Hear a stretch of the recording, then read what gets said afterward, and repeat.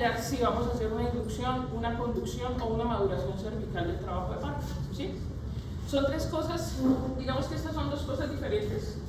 La maduración cervical depende de qué tanto conocimiento ustedes tengan del bicho y al examinar la paciente, hacer una escala de bicho y poder definir si realmente la paciente al ingreso de trabajo de parto necesita una maduración cervical. ¿A qué pacientes le hago maduración cervical? ¿Qué se imaginan? O en el examen físico, ¿cuál es la paciente que yo digo, esa paciente toca hacer una maduración cervical? Sí, que no está corto, o sea, no está borrado. ¿Qué más? Que la consistencia sea muy dura. Que la consistencia sea dura. ¿Qué más? Que la longitud sea muy larga. Sí, lo mismo, que no esté acortado. ¿Sí? ¿Qué más? Que no haya dilatación. Que no haya dilatación. O sea, el puntaje de dicho sea bajo. ¿Sí? Eso me quiere decir que tengo un cuello inmaduro. Entonces, esas pacientes, antes de empezar a que genere contracciones y a empezar un trabajo de parto como tal, tengo que madurar el cuello, ¿sí? O sea, empezar que el cuello se ablande, se acorte y se abra para poder inducir o conducir un trabajo de parto dependiendo de las condiciones que tengamos. ¿Listo? Entonces, primera cosa, maduración cervical es la paciente que tiene un bicho desfavorable, es decir, un cuello que no está corto, o que no está borrado, o que no está dilatado, y que tenemos que empezar ese proceso de maduración. Entonces, ahí están las dos definiciones, ¿sí? Son dos cosas diferentes. Inducir un trabajo de parto es la estimulación. Yo estimulo a que la paciente tenga contracciones antes del inicio espontáneo del trabajo de parto con o sin ruptura de membranas. La diferencia de la inducción con la conducción es la identificación de contracciones, ¿sí? Es decir, la paciente que yo entro a inducir es la que necesito que me genere contracciones con algún tipo de medicamento para que el cuello ya abierto se empiece a dilatar. La paciente que entra en conducción es la que tiene una actividad, sí se le ven contracciones, pero hay que reforzar la actividad para que el cuello dilate de forma más rápida, ¿sí? La diferencia es la presencia o no de contracciones. ¿Listo? Y hay que tener en cuenta unos parámetros en las contracciones. Yo lo que quiero tener en un trabajo de parto es una actividad uterina que sea regular, de tal forma que el cuello o el cervix se empiece a dilatar de forma progresiva, como ya lo vieron en el trabajo de parto, ¿sí? Entonces, para que las contracciones me sirvan para dilatar, tengo que tener frecuencia, duración e intensidad y deben cumplir estos criterios. La frecuencia tiene que ser entre 3 a 5 minutos en 10 minutos, o sea, cada 3 minutos o cada 5 minutos me debe dar una contracción. Debe tener una duración, cada contracción entre 30 o 60 segundos y la intensidad de la contracción, que solo me la mide el monitoreo fetal, en milímetros de mercurio debe ser entre 30 y 50. ¿Listo? Es decir, para yo decir que tengo una actividad uterina regular, debo tener por lo menos 3 contracciones en 10 minutos que duren más de 30 segundos y que tengan una intensidad de más de 30 milímetros de mercurio, para decir que la actividad es regular. Si tengo una actividad uterina irregular, entonces ya voy a necesitar de medicamentos para reforzar las contracciones de tal forma que me entre dentro de esos parámetros, ¿vale? Copien eso, que eso es muy importante. ¿Listo? Entonces, la incidencia de la inducción del trabajo de parto pues ha aumentado a medida que pasa el tiempo, porque a medida que pasa el tiempo pues tenemos más formas de identificar alteraciones maternos o fetales que nos indican que hay que terminar el embarazo, ¿sí? Por eso, pues, a medida que ha pasado pues, el tiempo, vemos que la incidencia de las inducciones o las conducciones del trabajo de parto han venido en progresión. ¿Ustedes ahí sí? ¿Sí? Bueno. Entonces, tenemos que tener en cuenta que estas son las indicaciones, digamos que más frecuentes que vemos para inducir un trabajo de parto, ¿sí? Sí o sí, las pacientes que entran en 41 semanas y no arrancaron un trabajo de parto, esas pacientes tienen que entrar a inducción del parto. Porque nosotros aquí en Colombia tenemos como parámetro que llegamos hasta las 41 semanas y si no ha arrancado un trabajo de parto, la ingresamos y con ayuda de medicamentos vamos a reforzar la actividad uterina. Pero siempre que ustedes se dan cuenta, cuando yo pase ronda, cuando hagamos turno, cuando haya una persona de menos de 40 semanas en trabajo de parto, o de menos de 39 en trabajo de parto, yo siempre voy a preguntar cuál es la indicación de terminar el embarazo, ¿sí? porque por debajo de las 39 hay que justificar por qué se va a terminar el embarazo, ¿sí? O si no, no debería estar ahí en trabajo de parto, ¿sí? Entonces, cuando yo pregunte eso, ustedes tienen que buscar la causa de por qué ingresar la paciente, ¿sí? Puede ser, no, doctora, pues es que estaba en 3 borrada 80 con una contracción cada 10 minutos, consideraron que estaba en un trabajo de parto, a pesar de que tenía 37 semanas y la ingresaron. Ah, bueno. O no, doctora, lo que pasa es que la paciente tiene una hipertensión gestacional. Se le está estudiando y pues la hipertensión gestacional como criterio después de las 37 semanas no avanza más, ¿sí? Entonces se ingresa para inducción.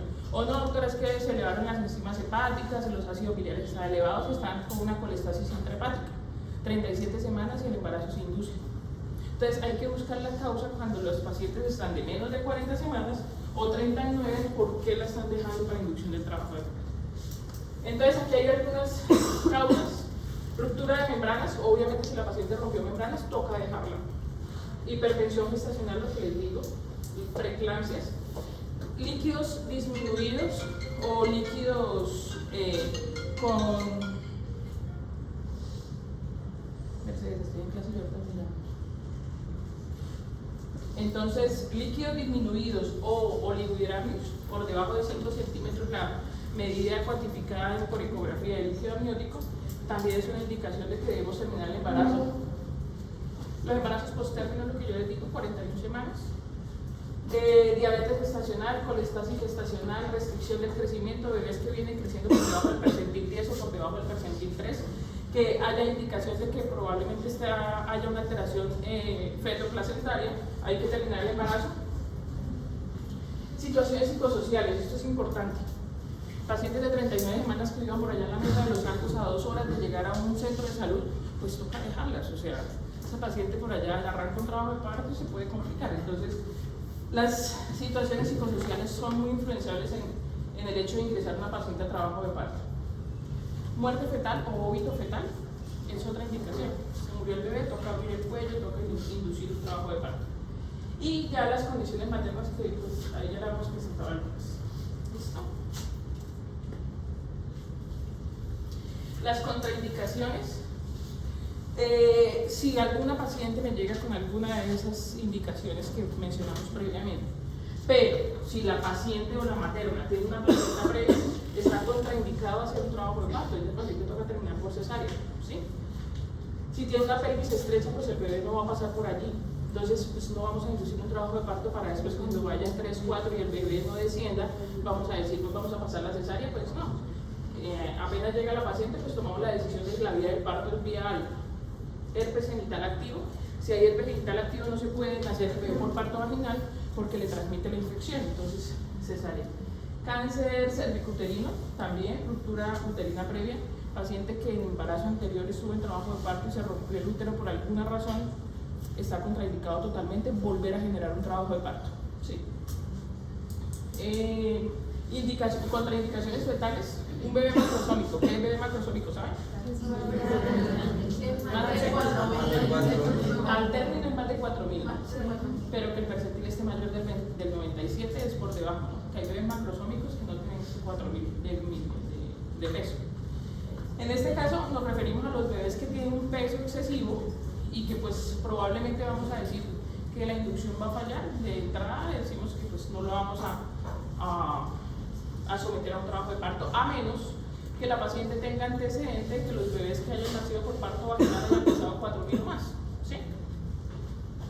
Hidrocefalia, un perímetro cefálico aumentado. Si ya vieron las medidas de la pelvimetría, pues un perímetro aumentado no va a pasar por el canal vaginal y pues obviamente va a ser una inducción fallida. Entonces, ¿para qué sometemos a una paciente a un trabajo de parto si no va a poder lograrse? Estado fetal no satisfactorio, un monitoreo categoría 3, un bebé que está haciendo sufrimiento fetal agudo, pues no vamos a esperar 12 o un día a esperar a que nazca por parto vaginal, se puede complicar. Y placentarias, lo que ya decía de la placenta previa de acá, pasa previa, es que la gelatina de Wharton que revierte o envuelve el cordón umbilical está ausente. Entonces los vasos están simplemente así, sin envolverlos por nada para protegerlos, y en el trabajo de parto se pueden desprender y pues puede desencadenar hasta catástrofes de muerte fetal. Entonces esas pacientes, si se identifica una basa previa por ecografía, cesárea, está contraindicado el parto vaginal. y una paciente que se le esté sospechando una abrupción de placenta. ¿Saben qué es una abrupción de placenta? Que la placenta por hallazgos clínicos sospechemos que se está desprendiendo. ¿Sí? Recuerden que la placenta les transmite el oxígeno al bebé, le transmite los nutrientes. Si la placenta se desprende, pues obviamente puede generar un óbito fetal. Entonces, una paciente que está con sospecha de abrupción, que está sangrando con hipertonía uterina, que la contracción es constante y no pausa, esa paciente tiene un diagnóstico, una sospecha de una abrupción de placenta y pues no la podemos someter a un trabajo de parto. Esa es necesaria pues como de manera emergente. ¿Qué requisitos tenemos que tener en cuenta? Tenemos que hacer una historia clínica o confirmar la edad gestacional, porque debemos estar seguros que la paciente sí tiene un embarazo a término y no una restricción del crecimiento intrauterino, porque ha pasado que dicen que la paciente tiene una restricción del crecimiento intrauterino y no se pone a hacer cuentas y resulta que no tiene 39 sino 36 semanas. Entonces el peso sí está acorde a la edad gestacional. Entonces tenemos que confirmar que las ecografías y la última regla que la paciente nos refiere estén concordantes para la edad gestacional con el diagnóstico que estamos dando. ¿Sí? Evaluación del cuello uterino, para mirar el bicho. ¿Qué evalúa el bicho? Dilatación, borramiento, consistencia, alteración de la profundidad. Presentación fetal o estación fetal y posición, ¿sí? Entonces todo eso me va a dar un puntaje. En el momento de la valoración yo digo el cuello está dilatado en 2, pueden hacer la cuenta, dilatado en 2, borrado 70, estación 0 y consistencia blanda. Eso da por encima de 5, ¿sí? Entonces es un cuello favorable, es un cuello que yo puedo, ya no necesito madurar, sino más o menos o inducir o conducir dependiendo de lo que me reporte el monitoreo de las contracciones. Evaluar el peso fetal para lo que les dije, si es un bebé macrosómico, no lo voy a poner en trabajo de parto. Si es una pelvis ahí límite o de pronto la paciente no tiene antecedentes de parto vaginales y pues pueda sospechar que la inducción va a fallar. Evaluación de la presentación fetal, los bebés que se inducen deben estar de presentación cefálica, ¿sí? O sea, de cabeza. No deben estar ni podálicos, ni transversos, ni oblicuos, porque pues, si no el parto se va a complicar. Monitorización de la frecuencia cardíaca fetal y las contracciones, que lo hacemos por medio del monitoreo para mirar que haya un bienestar fetal. ¿Listo? Bueno, ¿qué tenemos de técnicas farmacológicas para hacer una inducción del trabajo de parto o una conducción del trabajo de parto? Tenemos como medicamentos que lo usamos en todos los lados, que es la oxitocina, ¿sí? Lo que tenemos que tener en cuenta es que la oxitocina viene en una ampolla y viene en 2 presentaciones, en ampolla de 5 unidades y ampolla de 10 unidades. Entonces tienen que tener en cuenta pues, la presentación de la ampolla que vamos a usar, ¿sí? En caso de que la paciente tenga un cuello no favorable o un bicho desfavorable, pues vamos a usar prostaglandinas, ya sea el misoprostol o la dinoprostol, ¿listo?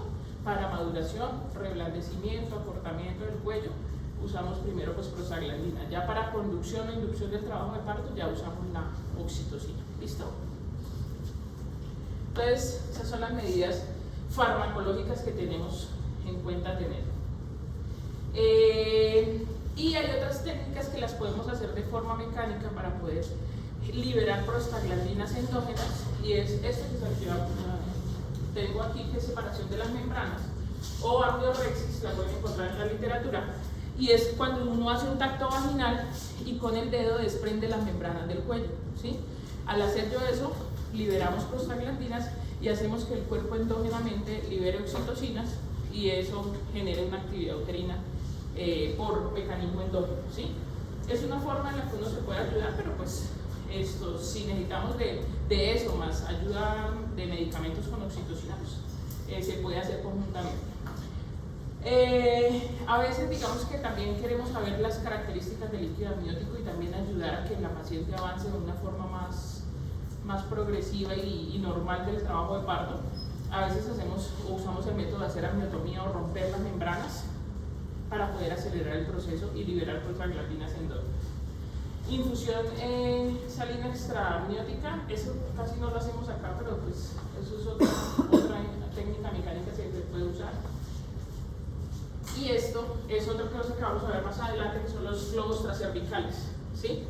Paciente cuando tiene el bicho desfavorable, pero que está por lo menos dilatado en 1 centímetro, que me cabe un dedito, y el borramiento está como en un 50%, lo que hacemos es introducir una sonda Foley aquí en el cuello, y cuando esté introducida ahí lo que hacemos es con solución salina inyectarle 30 centímetros y hacer que dilate mecánicamente el cuello, ¿sí? Y eso lo dejamos ahí por lo menos 24 horas, de 12 a 24 horas. Cuando ya el cuello esté abierto, sí empezamos con oxitocina o otros medicamentos. A veces ellas con solo dilatar y hacer amniorexis con la dilatación del globo de la sonda de Foley generan prostaglandinas endógenas y ellas también arrancan contracciones. Pero esa es una forma de hacer una maduración cervical mecánica, ¿listo? O dilatadores cervicales o hidroscópicos. Eso no lo tenemos aquí, pues por lo menos aquí en Bucaramanga no, pero son unos dilatadores que hacen una función similar a la sonda Foley, que es lo que usamos aquí de forma, pues por no haber recursos, ¿no? Porque eso es más costoso. ¿Cuáles son los riesgos de una inducción del trabajo de parto? Pues que la paciente se someta a una inducción y que pues termine cesárea, ¿no? Falló la inducción, no dilató, no progresó el trabajo de parto, el bebé no descendió y pues tomó la decisión de que la conducta ya no es parto vaginal, sino pues será una cesárea. El riesgo de la cesárea tiene una relación inversa con la favorabilidad del cervix. Si la paciente tiene un cervix favorable, probablemente la inducción va a ser exitosa, ¿sí? Pero si el paciente tiene un bicho desfavorable, no quiere decir que todos los bichos desfavorables vayan a fallar la inducción, pero sí es más difícil. Las pacientes se estresan, probablemente generan mucha ansiedad porque a veces duran hasta 2 y 3 días en inducción, o sencillamente se usaron todos los métodos, se cumplieron los tiempos y no progresó, y pues cantamos inducción fallida y termina cesárea, ¿sí?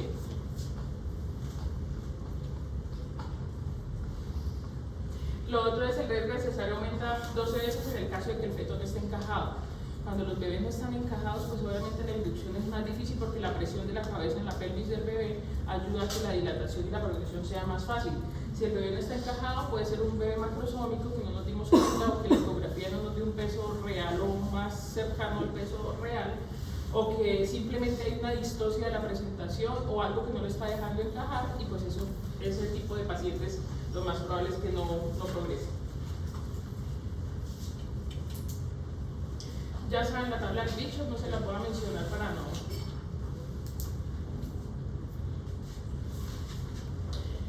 Bueno, ¿cuáles son los riesgos de una inducción de trabajo de parto? Entonces, la coriamnionitis y la infección de la bolsa amniótica, ¿sí? El hecho de tener una paciente en trabajo de parto y estar haciendo tactos, por eso digamos que la ley de parto humanizado, o si ustedes miran la literatura, dicen hacer tacto vaginal a las pacientes que están en trabajo de parto, en inducción de trabajo de parto cada 4 horas. ¿Para qué? Para no hacer que las bacterias de la vagina asciendan por el cervix, asciendan al líquido amniótico, la bolsa amniótica, y se dé un proceso que se llama infección del saco amniótico o coriamnionitis, ¿sí? Entonces, en los procesos iniciales o en el trabajo de parto inicial, o cuando la paciente tiene un bicho desfavorable, la recomendación es no hacer tactos tan seguidos. Diferente cuando está en una fase activa, donde necesitamos ver de pronto más frecuentemente en cuanto va el proceso de dilatación, porque ya la progresión va a ser más rápida. Entonces, riesgo de coriamnionitis, o las pacientes que uno, por saber cómo están las características del líquido, descartar un meconio, ¿sí? Queremos hacer una amniotomía temprana, aumenta más el riesgo de hacer infección del saco amniótico. ¿Listo? Entonces, eso es uno de los riesgos que se corren.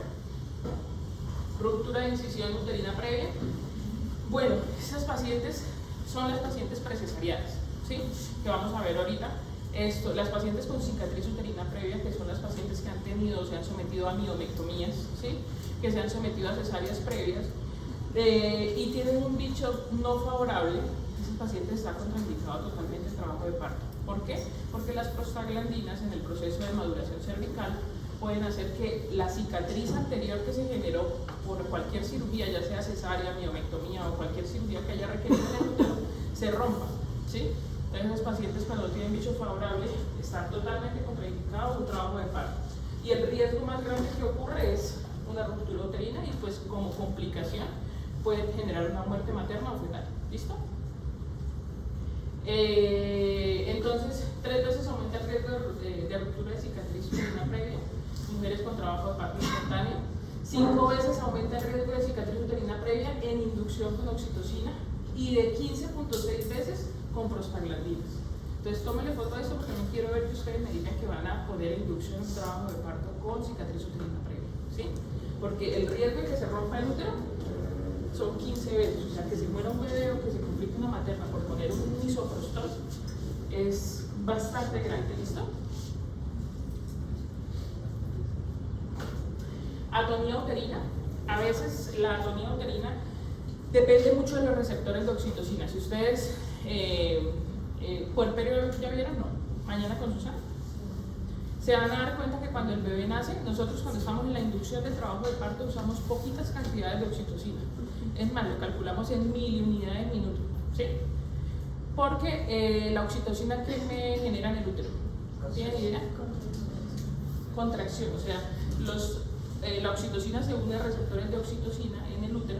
A medida que la paciente va avanzando en edad gestacional, los receptores de oxitocina se hacen más abundantes en el útero y a lo que detectan oxitocina los cogen y lo que hace es el útero contraerse, ¿sí?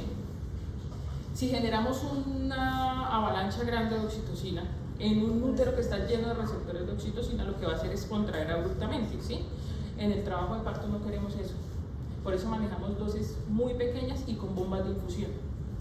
Pero en el puerperio o en el posparto, cuando el bebé ya nace, sí queremos que la oxitocina llegue en chorro para que el útero se contraiga de forma adecuada y no sangre, ¿sí? ¿Qué pasa con estas pacientes en inducción del trabajo de parto? A veces duran lo que le digo, 2 y 3 días de trabajo de parto. Los receptores de oxitocina se saturan y a lo que el bebé nace, pongo el bolo de oxitocina de las 10 unidades directas endovenosas y la oxitocina no funciona porque los receptores están saturados de tanto tiempo exponerlos a él. Entonces pasa algo que se llama atonía uterina, ¿sí? O sea, el útero no responde y no coge tono y la paciente empieza a sangrar, ¿sí? Entonces tenemos que buscar otros métodos, otros medicamentos para dejar que la paciente no entre en una hemorragia postparto, ¿sí? Y eso ocurre, como les acabo de explicar, en las pacientes que se someten a inducción de trabajo de parto de forma prolongada, ¿sí? Por saturación de receptores de oxitocina. Bueno, y factores que afectan la inducción exitosa pues, del trabajo de parto. Esos son los factores favorables y paciente que sea multigestante va a favor de que la inducción sea adecuada, ¿sí? Una paciente multi progresa más rápido y de forma más exitosa que una primi, por lo menos. Si es múltiple y se acompaña de un cuello favorable o un bicho favorable, pues esa paciente probablemente va a nacer por parto vaginal y de forma rápida. El índice de masa corporal que sea menor de 30 nos ayuda mucho. ¿Por qué? Recuerden que si vieron trabajo de parto, hay unos mecanismos que se llaman prensa abdominal. ¿Sí? ¿Escucharon algo así?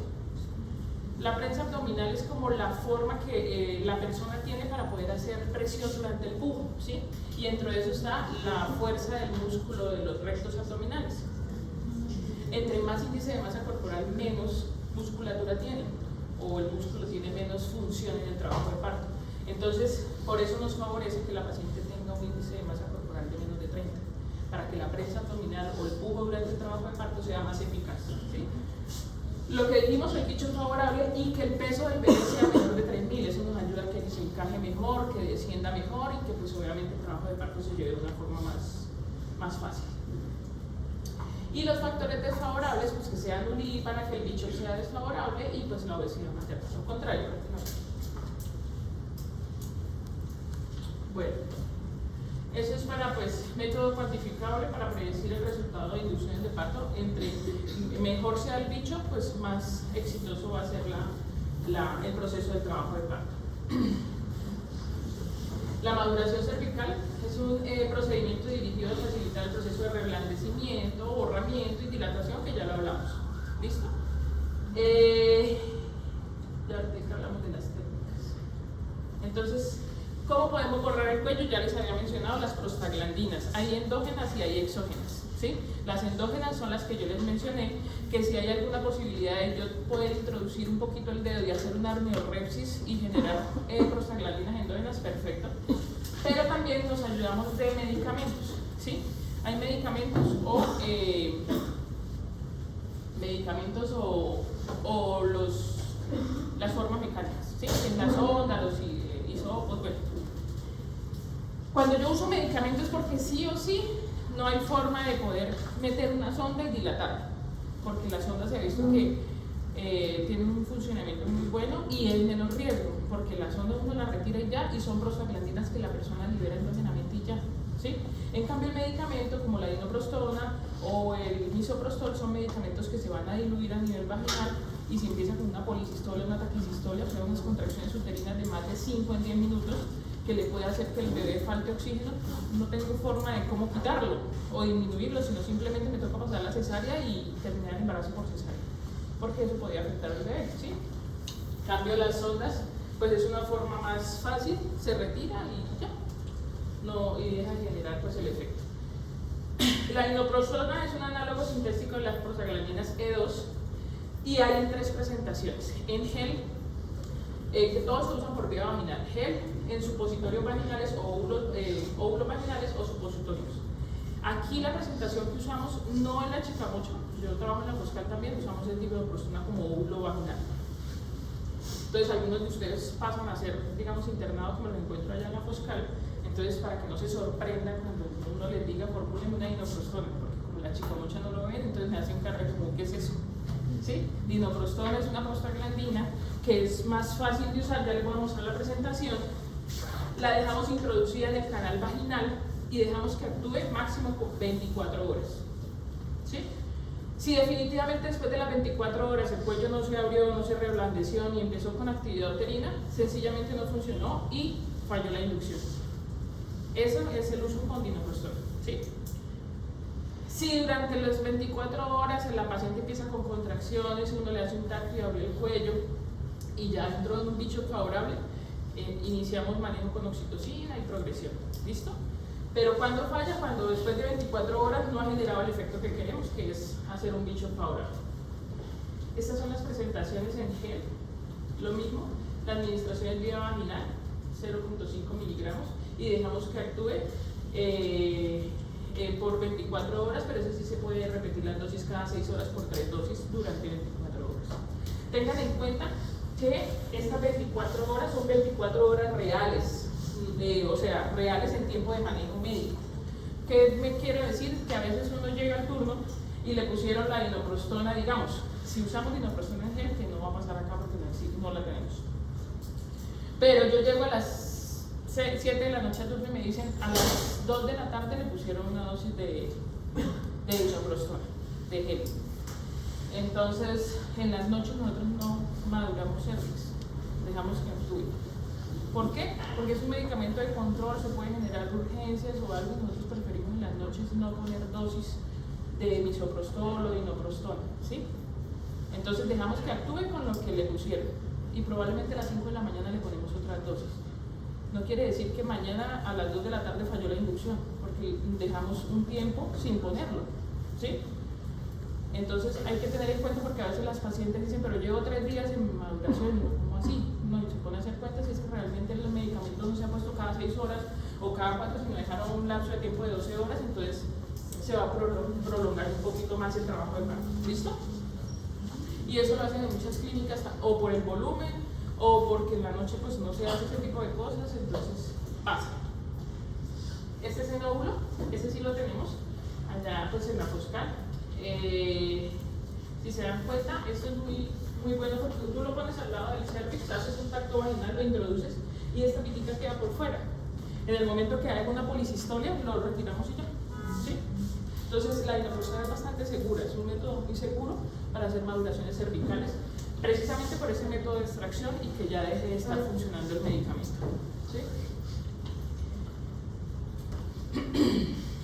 Bueno, es lo mismo. Los efectos adversos, lo que yo le mencioné, taquicistolia o policistolia, ¿sí? Pero pues es menos que comparado con el misoprostol. Precauciones. Hay que tener precauciones en pacientes que tengan antecedentes de glaucoma, que sean asmáticas o disfunción hepática o renal grave, porque puede alterarlos o exacerbar los síntomas. solo usa en sala de partos, o sea, no la paciente que tú la veas, sí señora, toca inducir el trabajo de parto, le vamos a poner la inoprostona, vaya a la casa y vuelva mañana, no, porque hay que hacer una vigilancia del bienestar fetal. Hay que vigilar la actividad uterina y pues se estima que el nivel máximo de contracciones es en las primeras 24 horas después de administrado el medicamento. Vigilancia de frecuencia cardíaca fetal, entonces no se puede mandar por la casa porque necesitamos hacer un monitoreo por lo menos cada 4 horas. Y después del uso de la dinoprostona, cuando ya logró una actividad, una dilatación del cuello, si necesitamos refuerzo lo hacemos con oxitocina. Estas son las contraindicaciones del uso de la dinoprostona. Y las prostaglandinas E1, que es el misoprostol. Pilas con el misoprostol porque es un medicamento que ustedes lo van a escuchar mucho durante este semestre, porque es un medicamento que usamos para muchas cosas, para el abortos, para manejos de abortos, para la inducción del trabajo de parto, para abrir el cuello de una paciente que no está embarazada y poder hacer un legrado, ¿sí? O sea, entonces, esos medicamentos se pueden usar en cualquier tipo de paciente ginecológica u obstétrica, pero de dosis diferente, ¿sí? ¿Qué quiero decir? En este momento y en esta clase del chip es que la prostaglandina E1 o el misoprostol es en formas súper escasas o poquitas. Entonces, el uso del misoprostol es inversamente proporcional a la edad gestacional. Entre menos edad gestacional, digamos en pacientes en abortos de 8 semanas, dosis muy altas, pero en pacientes con edades gestacionales a término, las dosis son mínimas. ¿Listo? Entonces, para eso es importante. Bueno, lo otro es que el misoprostol, la dinoprostona está avalada por la FDA, ¿sí? Pero el misoprostol no. El misoprostol es un medicamento que el misoprostol se usa para un manejo gástrico, ¿sí? Resulta que pues haciendo manejos gástricos habían pacientes embarazadas donde cuando se usaba el misoprostol empezaban a generar contracciones y los bebés nacían. Entonces se dieron cuenta que un efecto adverso es maduración cervical y que las personas que estaban embarazadas empezaban un trabajo de parto pretérmino o antes de tiempo, ¿sí? Y como usaban dosis altas, pues podía tener riesgos pues, catastróficos en ellos. Empezamos a ver nosotros los ginecólogos que eso funcionaba para madurar los cervix y empezamos a usarlo para maduración cervical, pero no está aprobado por la FDA, pero es una de las formas que nos podemos ayudar, ¿sí? Pero entonces se usan en formas muy pequeñas, ¿sí? Entonces, las presentaciones son en tableta, solo tableta. Si se dan cuenta, la diferencia con la dinoprostona es que no tiene la pitica para jalarlo, uno lo mete en la vagina y se absorbe, y cuando uno le va a hacer el tacto ya ni lo encuentra, entonces es de difícil control, ¿sí? Entonces, es de difícil control y esto es importante porque existen 3 tipos de tabletas y tienen que fijarse cuando ustedes pidan un misoprostol qué tipo de tableta le están dando. Lo que les digo, se usaban antes tabletas de 200 y no había estas presentaciones. ¿Por qué? Pues porque el uso era para otra cosa, no para el trabajo de parto. En vista de que las casas farmacéuticas se fueron dando cuenta que nosotros lo usábamos para maduración cervical y que esa tableta de 200, ese cuadradito, tocaba partirlo como en 8 pedazos para coger 25 microgramos, ellos decidieron hacer presentaciones con menor concentración, ¿sí? Entonces es importante que cuando ustedes pidan 25 microgramos de misoprostol, probablemente si tienen en la institución una tableta de 50 la parten en 2 y le dan la mitad, pero no, tienen que fijarse que sí sea de 50 y no de 200 porque le están dando 100, ¿sí? Y nosotros para maduración cervical entre 50 y 25 microgramos usamos. Entonces ya se imaginarán si uno pone 200 o 100 qué va a pasar. Una policistolia que puede llegar a afectar, a desprender la placenta o a generar hipoxia o sufrimiento fetal. Entonces, las dosis más altas se relacionan con menor necesidad de oxitocina pero mayor frecuencia de taquicistolia, ¿sí? Entonces, al usar dosis altas de misoprostol,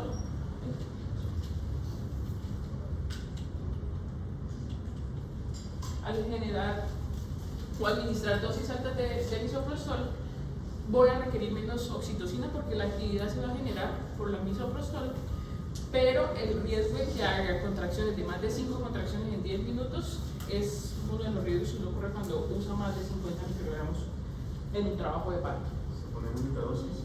Dime. ¿Única No, eso también es como cada 4 horas o cada 6 horas dependiendo de la evolución de la paciente. Y con eso también tenemos el rango de 24 horas. Pero cabe y entra lo mismo que les acabo de mencionar. En las noches nosotros, por lo menos en la chicamocha, no ponemos misoprostol. Porque si uno se va a descansar, o sea, eso pasa. Todo el mundo trabaja menos en la noche. El ginecólogo, la enfermera, el anestesiólogo probablemente no está en la institución. Preferimos disminuir esos riesgos, no administrándole y administrándole a horas tempranas, 4 o 5 de la mañana, que si llega a haber un evento adverso durante el día se puede manejar de forma más rápida que si estamos en la noche. ¿Sí? Entonces, la dosis de misoprostol se pone entre la frecuencia de administración entre 4 y 6 horas, a un máximo de 24 horas o 4 dosis. Si no funciona, la inducción falló. Y lo otro que deben tener en cuenta, resulta que cuando ponemos lo que les he mencionado, que cuando uno pone el misoprostol y uno va a revisar a la paciente, tiene contracciones, ¿sí?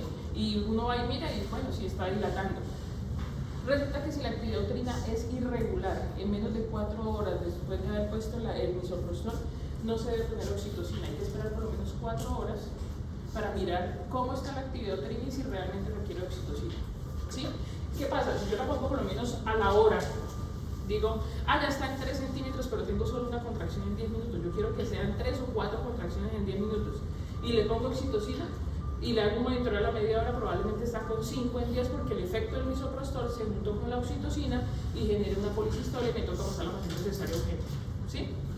Entonces, hay que tener prudencia con eso. ¿Listo?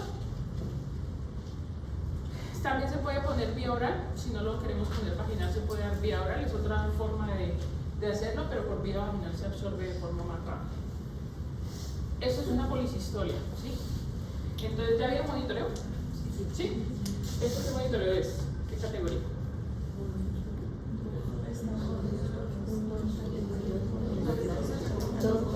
¿Qué línea de base tiene, mejor dicho? ¿Qué línea de base tiene el monitoreo? Como no están paralelas, no es uno, sino dos que están un poquito corridas, porque no alcanzan el acto. Si quieres, pasa y nos explica el monitoreo. Pasa, es la forma de aprender. Si se equivoca ahorita, yo lo hacen, pero faltando una semana para terminar, no. Según lo que entendí, para que sea nula, tienen que estar paralelas entre ambas. ¿En nula? ¿Cómo así? O sea, para que categoría haya uno. categoría. Ok, en espejo. Ajá, tendría que ser en espejo. Pero aquí primero no. hay que hacer varias cosas del monitoreo. Primero, ¿cuál es la línea de base? ¿Saben cuál es la línea de base? ¿Qué es la línea de base? La línea de base es el promedio de la frecuencia cardíaca fetal en un trazado. ¿Sí? La línea de base es el promedio que yo tengo en la línea de base. ¿Cuál es la línea de base ahí? ¿Cuál es el promedio de la frecuencia cardíaca? Arriba, ¿qué miran? ¿Qué evalúan? Arriba, ¿Qué evalúa esta línea de arriba? La frecuencia cardíaca, ¿cierto? Y abajo, sí, eso es importante porque a mí una vez una persona me dijo que esto era la frecuencia cardíaca materna. ¿Sí? Entonces, por eso les pregunto, esto es el bebé, esto es las contracciones. Esta es la frecuencia cardíaca del bebé y me lo calcula en latidos cardíacos por minuto. ¿Sí? ¿Cuánto es lo normal? 110 a 160. Entonces, en el monitoreo fetal yo miro esto, que es la línea de base, que va entre 110 a 160. Esto es lo normal, ¿listo? Bueno, ¿qué más se evalúa acá? Variabilidad. ¿Qué es la variabilidad? ¿Qué tanto se sale de la línea? Es la fluctuación que hace la frecuencia cardíaca del bebé, ¿sí? Entonces es la fluctuación de la línea de base, ¿sí? ¿Qué más miro? Si hay aceleraciones o no, si está reactivo. Aceleraciones. ¿Qué es la aceleración? Que suba cuánto. ¿Y cuánto? Exacto. Entonces que aumente más de 15 latidos por minuto y que dure por lo menos 15 segundos, tenga 15 segundos de duración. Si no cumple, si no aumenta más de 15 y eso menos de 15 segundos, hace parte de la variabilidad. ¿Listo? Y las desaceleraciones, pues es esto, pero al revés. ¿Sí? Entonces las desaceleraciones son estas cosas, pero pues menos de 15 y que dure más de 15. Y las contracciones es lo que les dije al principio, ¿sí? Se mira la intensidad, la frecuencia y la duración. ¿Listo? Por 10 minutos. O sea, uno lo de referencia en 10 minutos. ¿Listo? Entonces, línea de base de ahí, ¿cuál está? Esto es 200, eso sería 190, esto es como 150. No, Como 160, dice. 150. Es que eso ni se ve bien. Digamos que Aquí esto dice es, 200. digamos que esto es 160 y esto sería 150, esto sería 140. ¿Cuál es la línea de base ahí? 150. 160. 160. O sea, está taquicárdico, ¿no? 160. ¿Y qué pasa con la Que no están, fluctuación? o sea, no están en espejo con las contracciones. Primero la fluctuación ahí es nula, porque si se da cuenta en esto no hay casi fluctuación. Y lo otro es que está desacelerando. ¿Sí? Las desaceleraciones son profundas y con recuperación lenta. Y lo otro que dice tu compañera es cierto, o sea, el punto de la contracción máximo y la desaceleración máximo no coinciden, o sea que son variables. Entonces, el monitoreo que pasó ahí, categoría Porque es claramente patológico. ¿Por qué creen que pasó ese monitoreo categoría 3? ¿Cuántas contracciones hay en 10 minutos? 1, 2, Como 5, ¿no? O sea, uno realmente tiene que ver la cuadrícula del monitoreo. Y ahí le reportan que un minuto va a equivaler a 1 centímetro. Eso depende de cómo lo programe el biomédico, ¿sí? Entonces, a veces parece que 1 minuto equivale a 2 centímetros, ¿sí? Entonces, se supone que si este está a 1 por 1 centímetro, esto es 1, 2, 3, 4, 5, 6, 7, 8, 9 y 10. De aquí a aquí, ¿cuántas contracciones hay? 4. Esta es una actividad uterina regular, tiene buena intensidad y buena frecuencia, pero el problema es que las desaceleraciones que tiene el bebé no concuerdan con la contracción. O sea que el bebé está haciendo un sufrimiento fetal, hay alguna asa de cordón comprimida o hay alguna disfunción placentaria, y este monitoreo con una inducción, un cuello desfavorable, toca pasar la sesión. ¿Listo? Entonces, monitoreo categoría 3 con desaceleraciones tardías de recuperación lenta. ¿Sí? Sí. Bueno, esto no es clase de hoy. Bueno, entonces, riesgo de que pues de pronto las contracciones sean más seguidas, que me dé pues también una taquisistolia o una polisistolia, y riesgo de que el bebé haga un meconio o que venga con meconio y se complique, ¿sí? Entonces por eso estos pacientes tocan tenerlas vigiladas. Esa es una de las complicaciones que más les tenemos miedo del misoprostol. Ocurre más en pacientes precesariadas y eso es una ruptura uterina. O sea, se rompe el útero y el bebé se puede salir a la cavidad abdominal, desprender la placenta y terrible. Bueno, esos son cuadros que quieren correr, esta es la vías de administración, ambiente que se usa, la forma de administración, pero pues es lo mismo que hemos hablado. Inducción fallida del trabajo de parto, no hay un estándar universal, no hay, lo que les digo, no hay una guía que me diga, la señora falló cuando hay tanto de administración, tanto de tiempo, porque eso depende del tiempo de operación, del tiempo de exposición al medicamento, y en teoría debería ser cada 4 horas, administrar medicamentos si lo requiere, y en 24 horas definir si falló o no, pero pues a veces no se cumple, entonces uno tiene que empezar a mirar falló o no falló. Por eso no hay ninguna guía que se comprometa con el tiempo ni la dosis administrada. Pero en teoría tengan en cuenta que son 24 horas realmente efectivas, ¿sí? O sea, de edad, de tratamiento y de vigilancia. Las técnicas mecánicas se las voy a hablar rápido, que ya las hemos mencionado. Eso es una sonda ahí especial que hay, otro tipo de sonda, que si se dan cuenta tiene un baloncito afuera, un baloncito adentro, y este balón al insuflarlo ayuda a que el cuello se acorte y generar pues un acortamiento del cuello. Y estos son los hisopos las prostaglandinas que se meten por vía transcervical mecánica. Esa es la sonda de nosotros, la Foley, ¿sí? La insufla uno, la mete y le pone 30-40 centímetros de solución salina, y contracción pegada a la pierna hace que el cuello empiece pues, a abrirse mecánicamente. Eso es lo que genera, eso es lo que hace en el cuello, acortamiento y dilatación. con infusión de solución salina, ¿listo? Pero tiene que tener algo de permeabilidad del cuello, si no la sonda pues obviamente no va a caber, nos toca usar o dinoprostol o misoprostol. Esos son los higroscópicos, los cervicales, los dilatadores, que no lo vamos a usar por los costos y la sonda cervical pues nos ha servido. El nachicamucho casi no lo usamos, yo a veces lo pongo, pero cuando no estoy pues los otros compañeros pues casi no lo usan, pero es un buen método de hacer una maduración cervical. Esas son también las características y comentarios y vía de administración de los dilatadores mecánicos. Ya hablamos de la separación de membranas, de la manovia de Hamilton o de desprendimiento o amniorexis. Eso es un ejemplo de caso clínico. Léenlo, por favor. ¿Alguien que lo haya Manuela, 24 años, gestación 1, parto 0, con embarazo de 37,2 semanas, concordante con eco de primer trimestre, con diagnóstico de preeclampsia sin criterios de severidad. Hasta ahí. ¿Tiene algún diagnóstico para un factor para terminar el embarazo? La preeclampsia. Sí, o sea, paciente de 37 semanas con preeclampsia, toca mirar, terminar el embarazo y mirar la vía de desembarazar. Listo, sigue. Peso de 69 kilogramos, talla 160 centímetros. Abdomen, altura uterina 34 centímetros, feto único vivo longitudinal, cefálico dorso izquierdo, frecuencia cardíaca fetal 142 por minuto, con actividad uterina, movimientos fetales, no actividad uterina, movimientos fetales presentes.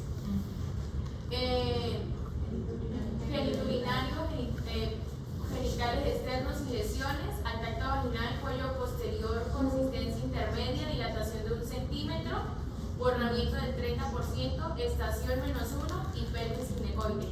Bueno, la altura uterina, ¿para qué me sirve? Para restricción de crecimiento. Sí, porque si me da una altura uterina muy pequeña y someto un bebé de restricción de crecimiento a un trabajo de parto y probablemente no tiene un Doppler, puedo generar un sufrimiento fetal. Entonces toca mirar o descartar un RCI antes de definir la vía del parto, ¿sí? O si hay alturas muy excesivas o muy grandes, 38, 39, me hace sospechar que el bebé o no está encajado o es un bebé macrosómico. Entonces tendría que hacer una ecografía o mirar qué está pasando. O si tiene miomas o algo que le esté haciendo que la altura uterina sea más grande.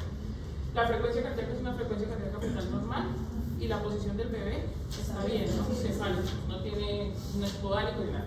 Los genitales, los cambios cervicales, ¿qué bicho tiene?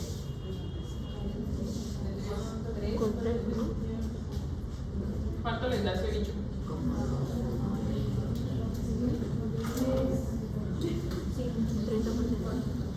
¿Cuánto les dio? O sea, es inmaduro, ¿sí? Desfavorable. ¿Qué hacen con la paciente? Entonces, estas son las preguntas. Indicación de inducción de trabajo de parto, la preeclampsia, ¿no? Sí tiene. Índice de bichos, ya dijeron 3. ¿Cuello es favorable? No es favorable. ¿Maduración cervical necesita? Sí. Necesita maduración. Órdenes médicas, ¿con qué la van a madurar? Prostaglandinas, si tienen misoprostol, ¿cuánto van a usar? 25. Entre 25 y máximo 50, ¿sí? Pero antes de definir eso tienen que tener un monitoreo. Si el monitoreo es categoría 1 y no tiene contracciones, usamos la dinoprostol, la misoprostol. Pero si tiene contracciones nos esperamos porque eso puede generar, si tiene contracciones de sample misoprostol, polisistol, ¿sí? Entonces, ¿qué otra forma se puede o solo con misoprostol se puede? La sonda tiene 1 centímetro de dilatación, o sea, cabría una sonda. Entonces, en vez de misoprostol, podríamos usar sonda acompañado, yo a veces lo acompaño de oxitocina, ¿sí? Para que le ayude a tener contracciones y le ayude a dilatar más. Entonces, pondría una sonda, si no tengo misoprostol, pongo una sonda, la dilato con 30 centímetros de solución salina y le ayudo con un poquito de oxitocina por allá a 2000 unidades minuto para que le ayude, ¿sí? Está bien. Bueno, más o menos sí entendieron. Ahora con la oxitocina.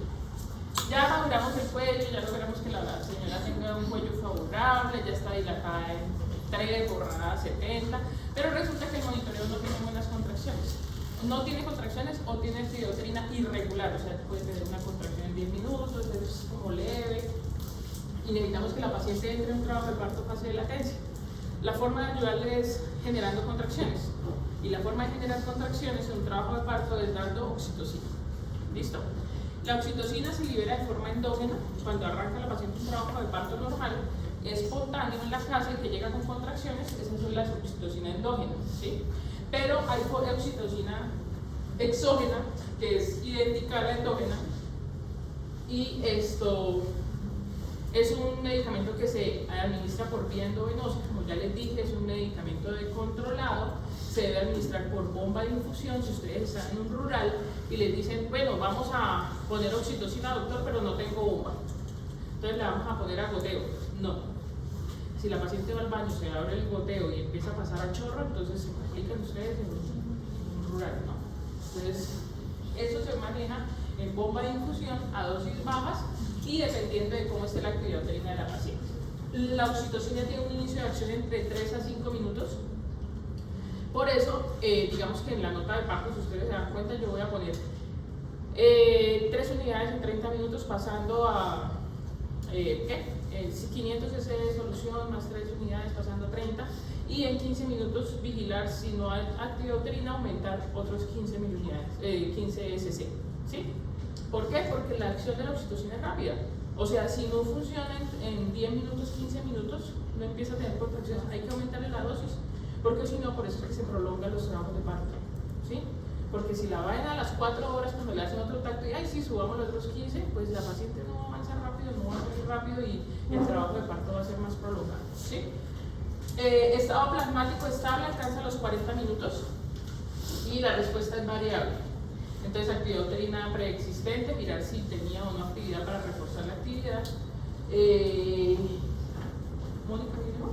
Mónica, ¿me está llamando? Hola, Mónica. Aló.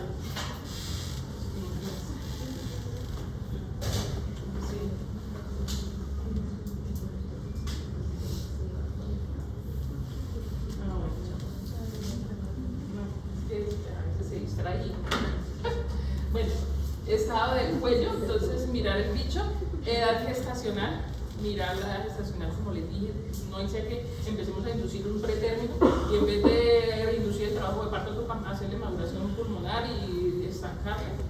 Diferencias biológicas, bueno, individuales, eso depende de cada paciente. Mire, esto necesito que lo aprendan muy bien, porque eso lo manejamos mucho durante los turnos y durante los trabajos de parto. Entonces, lo que yo les decía de la respuesta a la oxitocina, aumento gradual entre 20 a 30 semanas, la meseta desde las 34 semanas hasta el término, o sea, a medida que va aumentando los receptores de oxitocina en el útero van aumentando y al término va a aumentar la sensibilidad del útero a la oxitocina, ¿sí? La presentación viene 1 mililitro en 10 unidades o 1 mililitro con 5 unidades. Fíjense también en eso, porque dependiendo de la cantidad de unidades, la enfermera debe diluir la ampolla, ¿listo? Entonces, y lo que les digo, pasar la bomba de infusión. La administración de oxitocina, entonces, dosis altas para tiempos, a ver, digamos que la inducción de oxitocina debemos empezar con unas dosis también bajas, pero digamos que a medida que pasa el tiempo va aumentando hasta máximo, la literatura dice 32 milunidades minuto. Nosotros casi nunca llegamos a 32 milunidades minuto porque es una dosis alta, ¿sí? Pero sí podemos llegar hasta 20, yo he llegado máximo hasta 20, 22 milunidades minuto, ¿sí? Ya de ahí no me paso porque pues no sé, no siento seguridad con dosis tan altas. Aquí habla algo de inducción 2 a 4 milunidades minuto y conducción de 4 a 6 milunidades minuto. Pues eso depende de si tiene o no contracciones para poder aumentar la dosis de administración. El aumento o el intervalo de 15 minutos, reducción del índice de parto por cesárea, pero si le hacemos un intervalo de 40 minutos, menor frecuencia también de taquicistolia, pero si hacemos el aumento de la dosis más prolongado cada 4 horas, pues hay más riesgo de decir que falló la inducción, no funcionó y que la paciente terminó en una cesárea. ¿Listo? Si la oxitocina presenta efectos adversos como taquicistolia o si se detecta un patrón de estado fetal no satisfactorio del monitoreo o algo que me indique que algo está mal con el bebé, pues suspendemos la oxitocina y hacemos maniobras de reanimación y miramos si podemos reiniciar, o si persiste el monitoreo mal, pues ya toca cambiar la conducta de la vía del parto. ¿Listo? Los mismos riesgos que con el misoprostol, taquicistolia, ruptura uterina, intoxicación hídrica, pero son menos que con misoprostol. Sí o sí son menos, porque el misoprostol la vida media son 5 minutos, la oxitocina la vida media son 5 minutos. Si yo suspendo la oxitocina, la hidrato, se supone que en 5 minutos ya no está entrando la oxitocina. El misoprostol no tengo forma de sacarlo, ¿sí? Entonces por eso es más fácil manejar los eventos adversos con la oxitocina que con el misoprostol. Esos son unos ejemplos como prácticos de uso de oxitocina. Una bomba de infusión que necesito, una dosis de 4 miliunidades minuto de infusión de la oxitocina.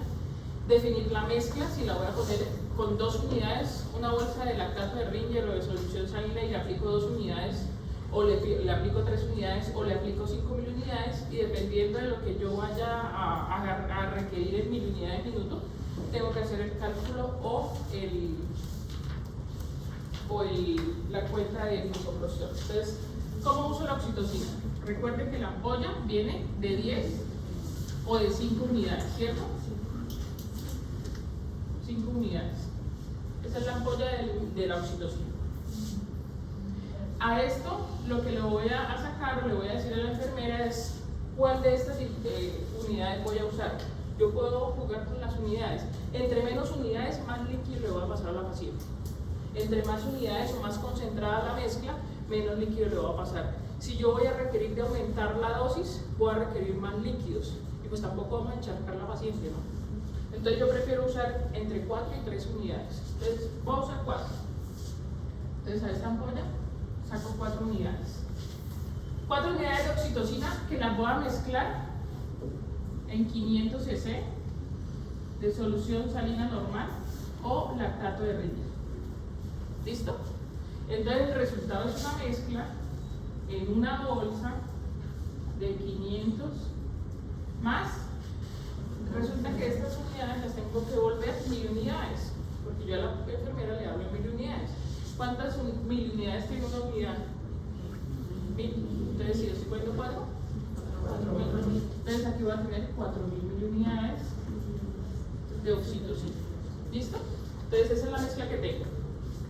Necesito la bomba de infusión, que es la maquinita que me permite calcular exactamente cuánto le voy a administrar, ¿sí? Pero me están diciendo que yo necesito pasarle 4000 unidades minuto para empezar la inducción y ya después le voy subiendo, ¿cierto? Entonces yo le digo, lo que tengo que hacer es regla de 3, es muy fácil. Entonces, si 500 cc tiene 4000 unidades, 4000 unidades, ¿a cuánto cc equivale? ¿Me hacen la cuenta? 500, 4 por 500 dividido en 4000. 4 por 500 dividido en 4000. No, perdón. No, lo hicimos mal.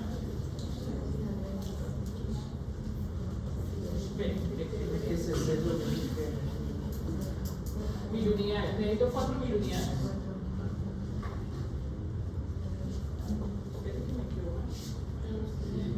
Bueno, necesito saber cuánto cc le voy a pasar para poder pasar 4000 unidades. ¿Sí? 0, bueno, no, ya sí está bien. De 0,5 resulta que las 1000 unidades yo las paso en minuto. ¿Cuántos minutos tiene una hora? Lo multiplico por 60. ¿Sí? Porque la orden yo la doy en 1000 unidades minuto, pero lo tengo que dar en hora para la bomba. Entonces tengo que pasar, para que la bomba me pase 4000 unidades minuto, o sea, esto, tengo que decirle a la enfermera, hágame esta mezcla, esa mezcla en bomba me la va a pasar a 30 cc. Hora. ¿Listo? Entonces, a medida que yo voy aumentando la dosis, porque resulta que yo valoré a la paciente, le hice un monitoreo y no tiene actividad todavía, a los 20 minutos, 30 minutos o 40 minutos, entonces le digo, no funciona eso, entonces súbamele a 60 cc. ¿Sí? Si yo le paso 60 cc, ¿cuántas mil unidades le estoy pasando? Le estoy pasando 8000 unidades en minuto, aquí 4. Si yo lo aumento a 90, y lo aumento a 120, 10. ¿Listo? Entonces, si se dan cuenta, yo llego a veces hasta 20, y si se dan cuenta, a más dosis, más líquidos. Ya mire que aquí van 120. Entonces, yo ya no voy a poner con 4, sino que concentro la mezcla. Entonces, le digo, ya no me ponga 4, cámbiame la mezcla, póngamele 8.000 miliunidades en 500 de lactato, y entonces empiezo a disminuir los líquidos, pero con más concentración. ¿Sí? Entonces,